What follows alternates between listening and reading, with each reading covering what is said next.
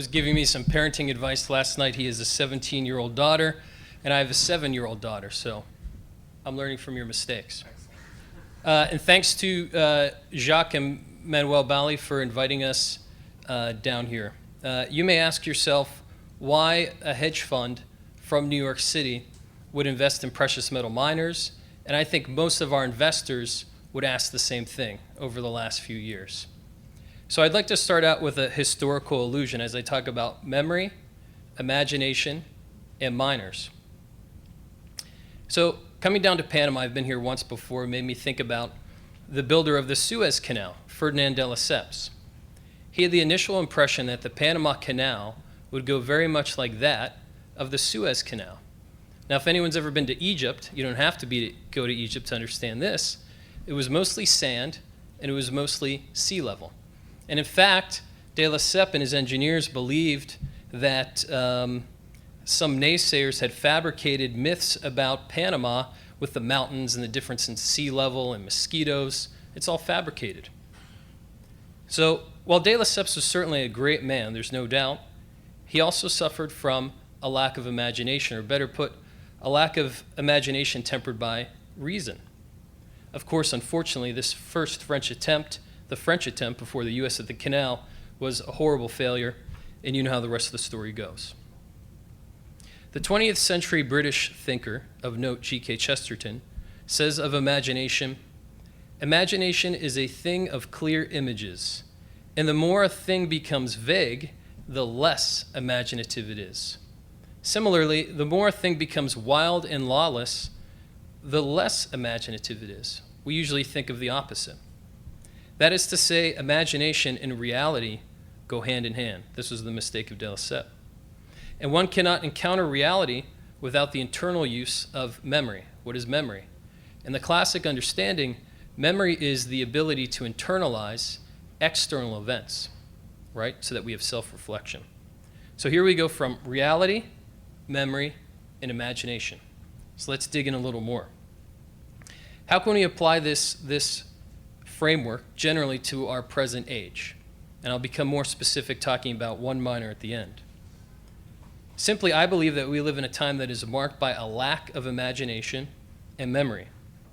A time in which the maximum amount of convenience and efficiency supplants prudent self-reflection and the long term, memory and imagination. You might simply call it short-termism. And as was the case with de Lesseps and is pointed out by Chesterton, without a well-formed imagination, the future becomes wild and unmanageable. When our understanding of the past is obscured, so too is our grasp of how present events will lead to future ramifications. Now, this might come as a surprise to us. How can we lack memory and imagination?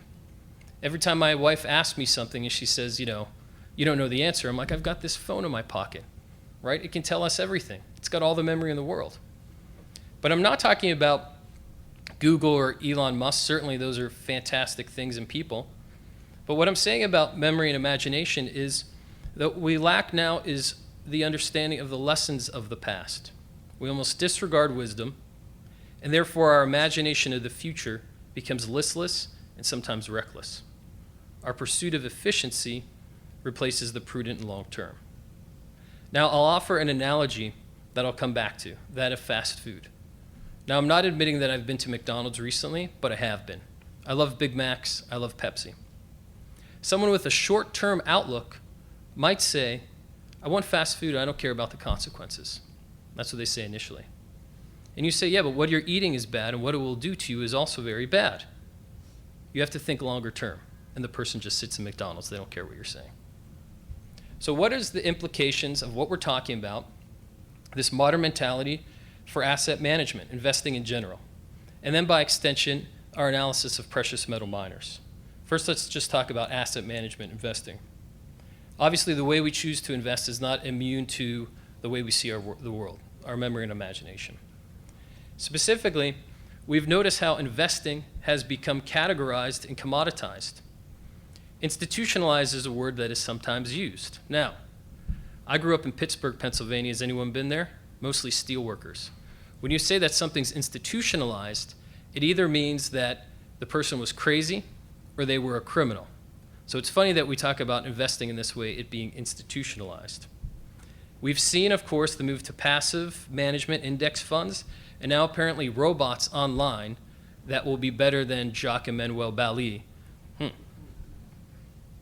Furthermore, allocators, and I won't say who, can tend to talk about process, models, formulas, risk buckets, etc., to such an extreme that it risks treating the people that actually make the decision as an afterthought, people, who needs them. Moreover, with a short-term mentality, and this is interesting, dull, dangerous, and dirty industries are derided as antiquated. Who wants to be a truck driver? And here I'm thinking of mining in particular and fossil energy companies. We've moved past the idea, it's supposed, of dirty energy and dirty money. I mean, come on, right? We have electric cars now. And that should all make us laugh, of course, because though people may say gold is just some rock on the periodic element, currency increasingly isn't even tangible. It's nothing, it's just floating there. So as I open with, when we allow a short-term perspective to obscure that which is by nature long-term, we begin to get in trouble. The way we analyze facts is obscured. Well, what are the facts? Let's dig down a little more. We're not just talking about generalities. Now let's talk about where we are today. Here's the historic financial context. We have negative interest rates, talk of central bank helicopter money, at a time when the Bank of Japan is saying, looks like negative rates aren't so good. On top of that, we have massively indebted nations like Japan, low growth, horrible demographics. Most of this is in Panama. This is the developed world. Overvalued U.S. equities, and markets reacting to increasingly arcane proclamations, of central banks. Now, none of this is news to you, and just like the Big Mac and Coca-Cola at McDonald's, everybody knows this stuff is bad for you. So we've noticed, too, a historic sense of complacency. The future won't be different than the present, the thought might go. But this historic context is the context by which we invest over a 5 to 10 year time horizon. The next quarter, okay. The next month, but to really have a relationship with the portfolio of companies we probably have 50, 60, 70 companies, and about 16 miners. We know them as partners, as a hedge fund, which is a little unique. So let's look at just the miners. The miners suffered, those participants in the market suffered from a lack of imagination. At the end of last year, you could tell people that miners, both gold and silver, were priced as if gold and silver would never go up, right? You might as well give it a shot.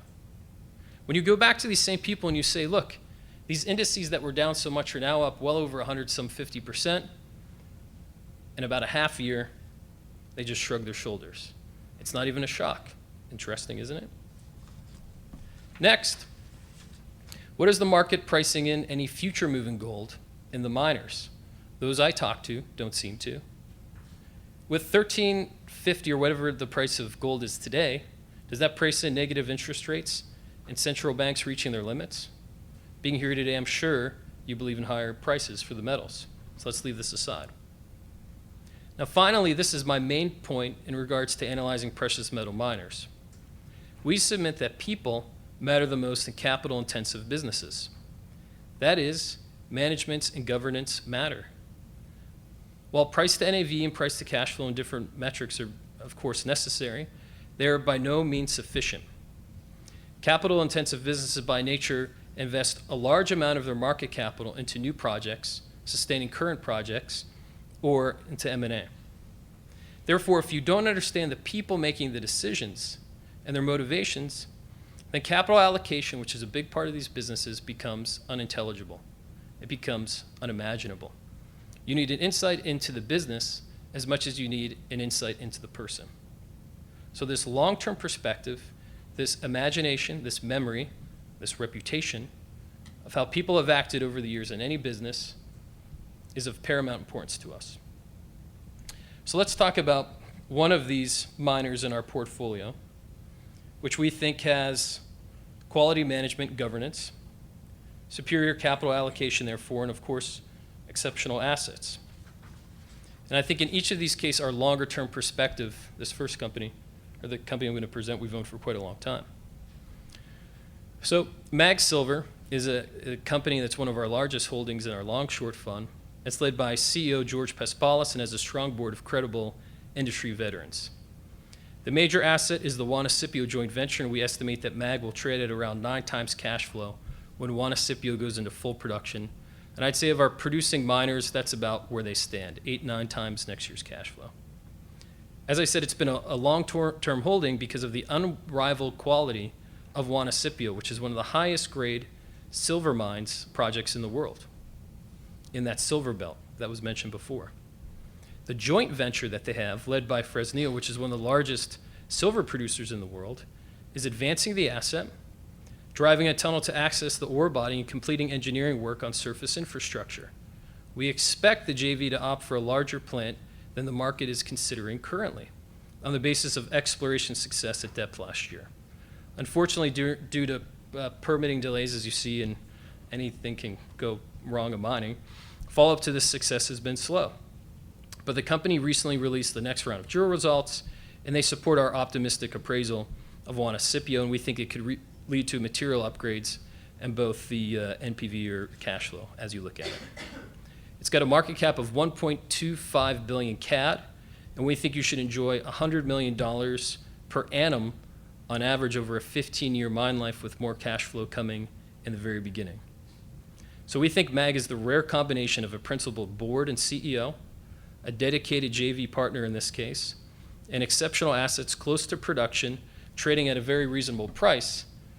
And because it was outside of production, the market wasn't really pricing that in, especially last year.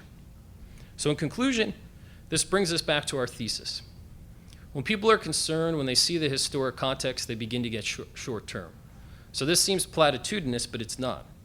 We all know that things never stay the same. You have to imagine the future if you can.